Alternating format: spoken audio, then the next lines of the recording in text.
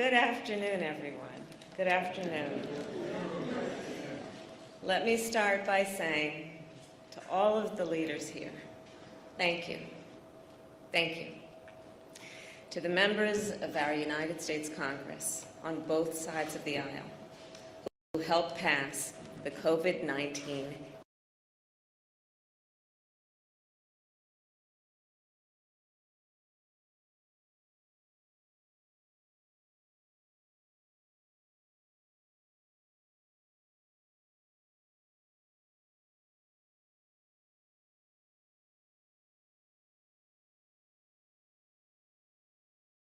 Hate Crimes Act.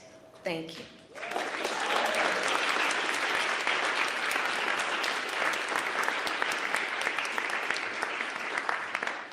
And a special thanks to Senator Mazie Hirono, and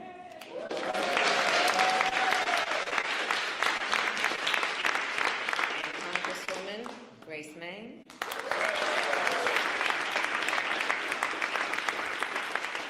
for leading this incredible effort. And I know you did not do it alone. And there are many more. I could name a couple of whom I will. Among them, Senator Tammy Duckworth,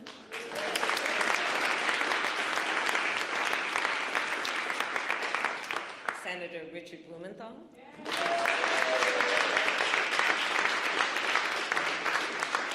Senator Jerry Moran, Congresswoman Judy Chu, Congressman Don Beyer, and Congressman Fred Upton. Because of you, history will remember this day and this moment when our nation took action to combat hate. Thank you all. Around this time last year, when I was in the Senate, Senator Hirono and Senator Duckworth and I introduced a resolution in the United States Senate condemning the rise of anti-Asian sentiment in our country. At that time, more than 1,100 anti-Asian hate incidents had been reported since the start of the pandemic. Today, that number is more than 6,600. And I'm talking about incidents where businesses are being vandalized in our biggest cities and in our smallest towns. I'm talking about a 61-year-old man getting kicked in the head, 2 elderly women being stabbed while waiting for the bus, 8 people in Atlanta getting shot on a Tuesday night. This violence, it did not come from nowhere, and none of it is new. In my life, my lived experience, I have seen how hate can pervade our communities. I have served in the justice system, in the legislative branch, and in the executive branch. I have seen how hate can impede our progress. And I have seen how people uniting against hate can strengthen our country. Those here today are united. This bill brings us one step closer to stopping hate, not only for Asian Americans, but for all Americans. It will expedite the Justice Department's review of hate crimes, every type of hate crime. It will designate an official at the department to oversee the effort, and it will expand efforts to make the reporting of hate crimes more accessible at the local and state levels. But after the President signs this bill today, our work will not be done. Here is the truth. Racism exists in America. Xenophobia exists in America. Anti-Semitism, Islamophobia, homophobia, transphobia, it all exists. And so the work to address injustice, wherever it exists, remains the work ahead. My fellow Americans, it is my great honor to mention and to say to you what you already know. We have a President of the United States in one Joe Biden who is committed to this work. He is determined to, I will quote from him, give hate no safe harbor. And well, tensions are high.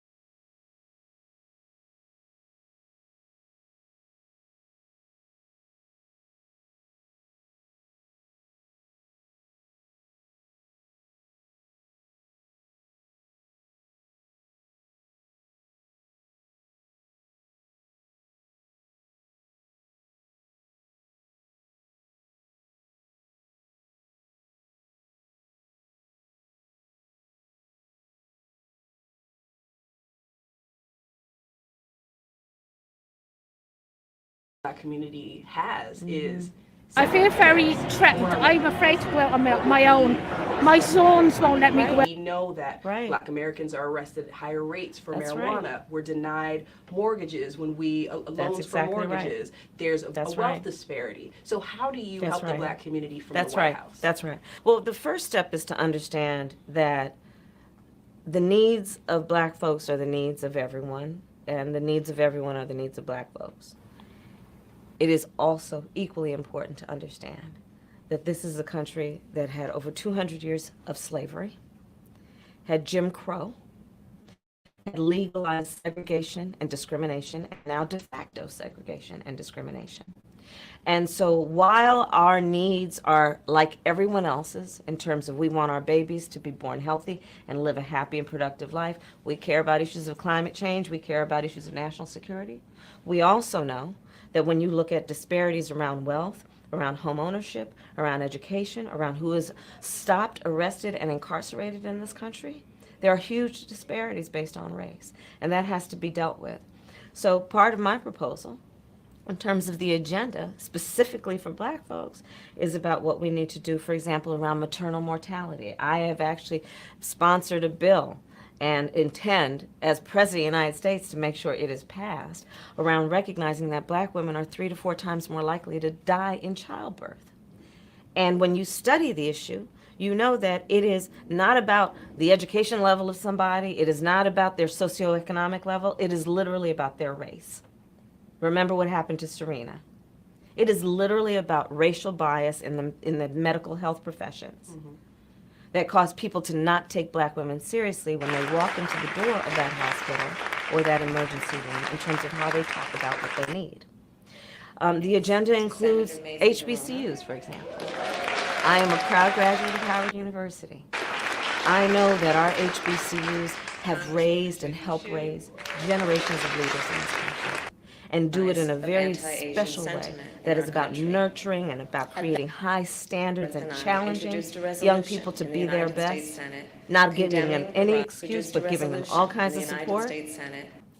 So we need to do more. Yeah, I'm right now working on, and actually got it out of the Senate, and the House passed it around giving more money to HBCUs around their historic landmarks. But there's more to be done around creating incentives for more young people to go into the STEM professions through HBCUs. There is what we need to do around the point. Thank you all.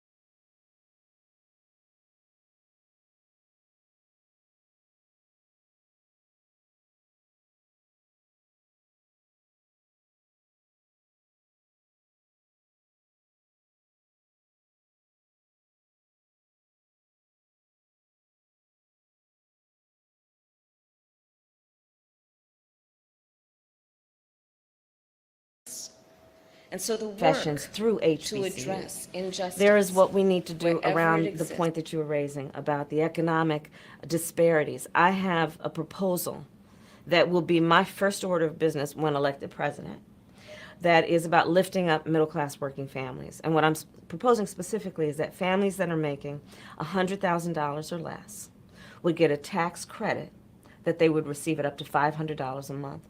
This proposal, economists across the board have said, would be the most significant middle-class tax cut for American families and generations, and it would lift up 60% of black families out of poverty. Mm-hmm. So it does touch black families. Oh, even absolutely, though we're directly, talking about the middle directly, class. directly. Mm-hmm.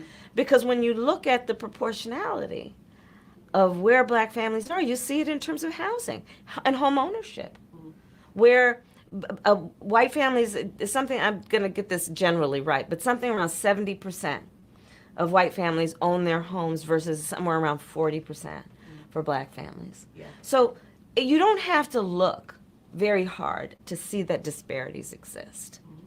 But you also don't have to look very hard to see this, that when we're talking about families, regardless of their color, they have an equal desire to work hard, to love their children, and allow them to have a pathway and an equal pathway to success.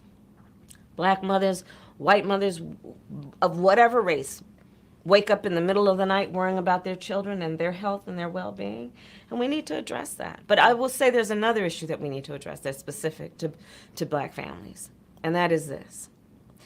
We cannot have a society where a father or a mother, by the time their son turns about 12 years old, has to sit down and have the talk with him about how he will be stopped or chased or arrested or even killed because of the color of his skin. And so how do you intend to change that from the White House? How would you change policy around that? Part of it is that the president makes a decision about who's going to run the United States Department of Justice. Currently, under this administration, they have shut down the pattern and practice investigations that involve investigating police departments that have a pattern and practice of discrimination. Those need to be reopened and revived with vigor, because no American should want Kamala Harris, even though she's not black. So I find it interesting, on a birth certificate, a mother who's in the room delivering says she's Caucasian, and a daddy who I met said to my face he was Caucasian. That was on my ex-wife and I were sitting at the table with the Governor General of Jamaica, and he had introduced Dr. Harris as everybody's favorite Hindu professor. And my ex asked him what he was, and he said he was Caucasian. She says, yo, you must be Hindu. He said, yes. So if daddy says he's Caucasian, mama says she's Caucasian, how does daughter become black? Or did she get adopted? This country is doomed. It is doomed, not just because of African Americans. Do you support reparations for black people? Well, listen, again, we had over 200 years of slavery. We had Jim Crow for almost a century. We had legalized discrimination and segregation, and now we have segregation and discrimination that is not legal but still exists and is a barrier to progress. We have disparities around housing. We have disparities around education. We have disparities around income. And we have to recognize that everybody did not start out on an equal footing in this country. And in particular, black people have not. And so we have got to recognize that and do something about that and give folks a lift up. That's why, for example, I'm proposing the LIFT Act. Give people who are making $100,000 or less as a family a tax credit, which will benefit and uplift 60% of black families who are in poverty. So by default, it affects black families, but there's not a particular policy for African Americans that you would explore.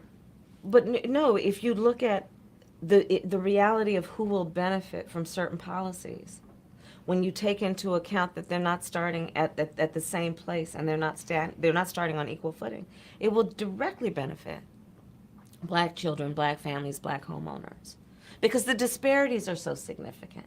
So if we focus on the specific issues that have resulted in the greatest disparities, and we understand that that's part of why we're doing it.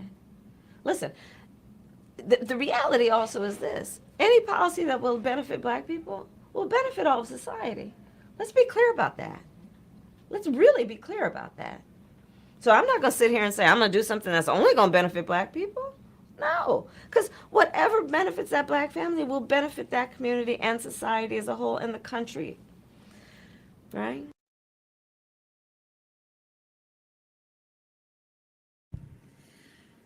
Today I had productive meetings with the leaders of the United Arab Emirates, Jordan, and Egypt. Intense fighting and the phase of fighting will end, and we will begin implementing our plans for the day after. To develop these plans, then, we will continue to work with both Israelis and Palestinians. But there must also be regional consensus and support. To that end, I've had a number of in-depth conversations with Arab leaders here in Dubai. Specifically, I proposed 3 areas of focus. 1, reconstruction. The international community must dedicate significant resources to support short and long-term recovery in Gaza. For example, rebuilding hospitals and housing, restoring electricity and clean water, and ensuring that bakeries can reopen and be restocked. Second, security. The Palestinian Authority security forces must be strengthened to eventually assume security responsibilities in Gaza. Until then, there must be security arrangements that are acceptable to Israel, the people of Gaza, the Palestinian Authority, and the international partners. And to reiterate, and this is very important, Terrorists will not be permitted to continue to threaten Israel. Third, governance. The Palestinian Authority must be revitalized, driven by the will of the Palestinian people, which will allow them to benefit from the rule of law and a transparent, responsive government. Eventually, this revitalized PA must have the capacity to govern Gaza as well as the West Bank. We believe progress on these three areas, reconstruction, security, and governance, will improve the lives and livelihoods of the Palestinian people.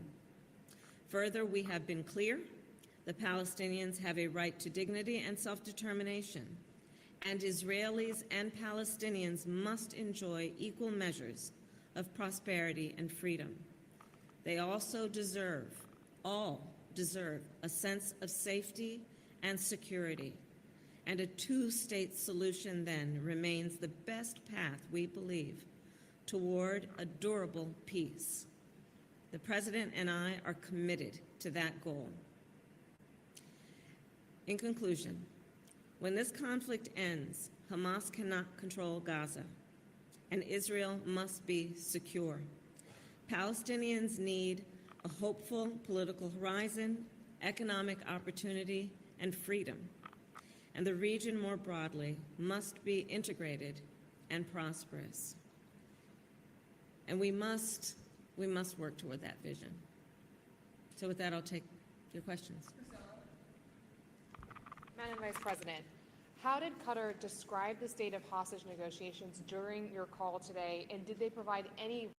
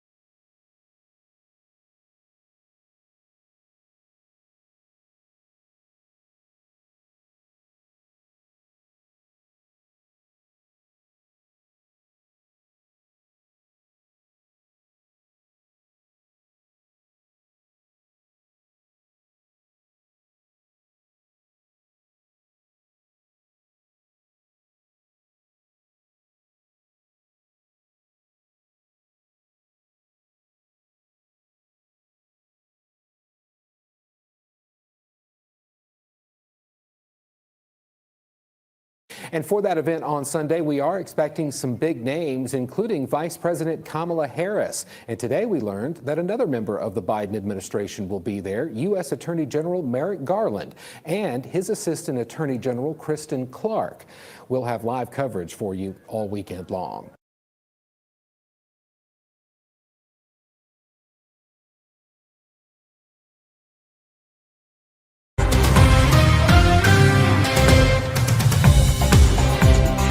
And for that event on Sunday,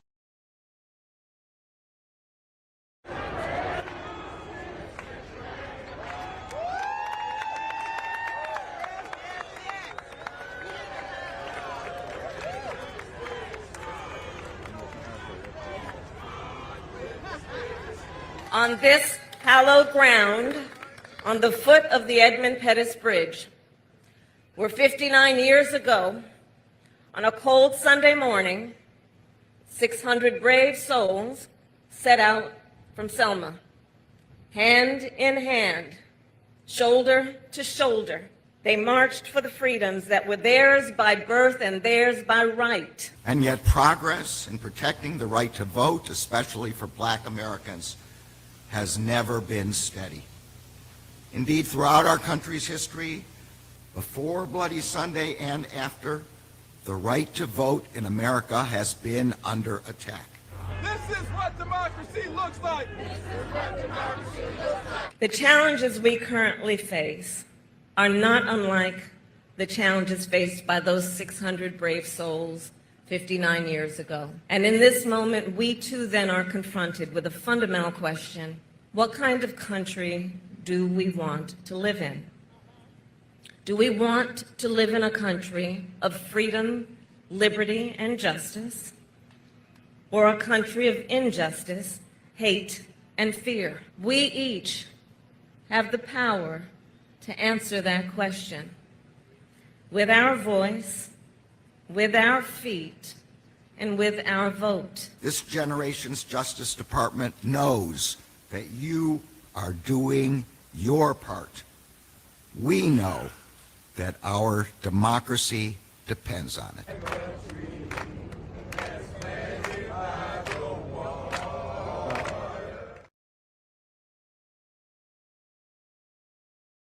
Of a future that